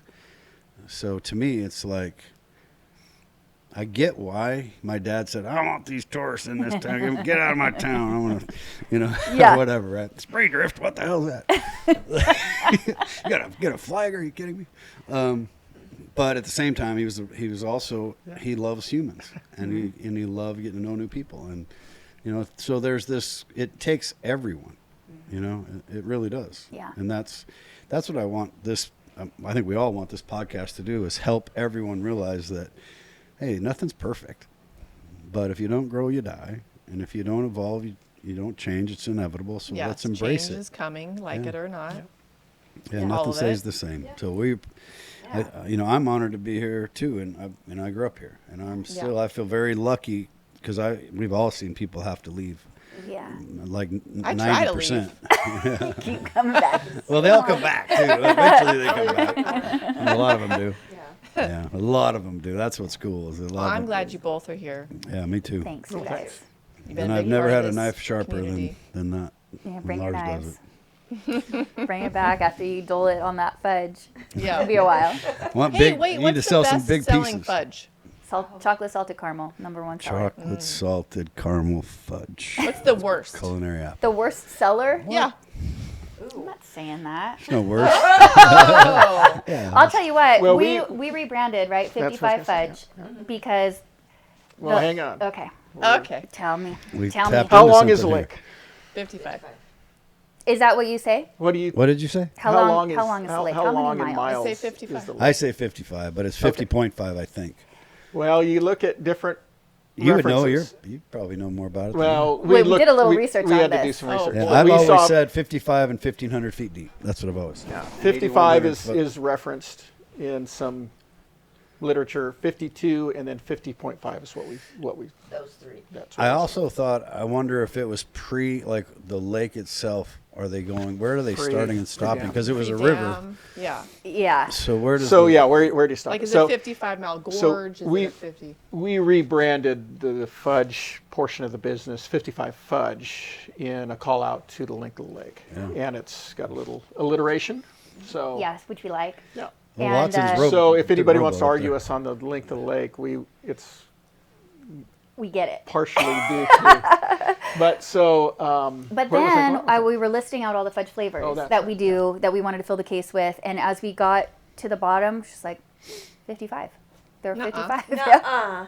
Yeah. Not always, but we Well, have the ability to we make 50. yeah. So we have Oh, so fun. we always say 55 rotating fudge flavors, and there's probably more now because we've added. But So to your but point, at that there's time, probably some low sellers in there. Yeah, I mean, like. Earwax doesn't sell. Yum. So you eat, do you do bamboozled fudge? I love that. no, I don't even know what that is. Oh my gosh. Okay. It's 56. There is a popular jelly bean company Oh, sure. Okay. that's at holidays often creates a box called Bamboozled. And you take your chances on is it going to be yummy Or bad. or disgusting? Yeah. And I mean the disgusting ones are Really bad. really disgusting. Yeah. Yeah. We should. The fudge that About goes that. unnamed. I don't know. Okay. I think I'm Bamboozled. gonna- You could just do a grab bag A grab bag of fudge of all flavors. good stuff. It's funny. It's a fun. Well, you know, thing. we do make a dill pickle fudge. We've done a There you go. bacon, like a jalapeno fudge. We've done Interesting. maple bacon. So those don't always stay in the case, and dill pickle's never in the case. So we make that special. Here's an for idea. it. Remember the Oh my Indiana God. bar? Wholesale, yeah. You know, if you drank all 100 beers, then you got your name. I always wondered about that when it was. So there are 100 varieties of eat. I All love this. 55. Oh. ideas come in. I Yeah, love a 55 fudge wall. Power of the people. I like that. That's a great idea. I love that. Have you had dill pickle? So if you start right now, You're not in the club. You're not on the wall. Not on the wall of fame. you can start it in February 1st. 55 days later, you can make the club. And get your knife sharpened. Get all the alliteration. Okay, I like Let's it. get going. This is great. All right, guys. This well, is great. we've been here a long time. We good? Thank you Okay, so much thank for coming. Thanks for having us. Thank you. We'll see you at the very Culinary. We'll see you at the Volleyball. We'll see you everywhere around Yep, town. that We sounds appreciate you perfect. very much. Thanks, you guys. Bye. See ya. All right, this is Russ McClellan with Small Towns Unscripted. Hey, here's the deal. We're doing a podcast every Friday at noon, and the reason we're doing it this way is so each and every week you get to know people in the community. And the goal is, I said know people, not know of them. You might know somebody from an industry, you might know somebody from a particular period of time, but the idea is a melting pot is where we live, community full of love, not judgment. And hope you tune in every day, every Friday at noon. And then please subscribe. Please share it on all your social media stuff, whatever that is, whether it's Facebook or Instagram or YouTube. And we have it on all the platforms, including Spotify, Facebook, Instagram, YouTube. I think we're getting Apple Podcast pretty soon. But we'd really appreciate it because that's what helps us grow and helps us get the right equipment, helps us really connect more people. And whether you're moved here yesterday or like a handful of our guests have been here 100 years, you're all important because this is all about intertwining a community. So again, my name is Russ McClellan. I'm with Nicole Turner, Desiree Phelps, Tara Kalin. We're really honored and hopefully you watch us each and every week.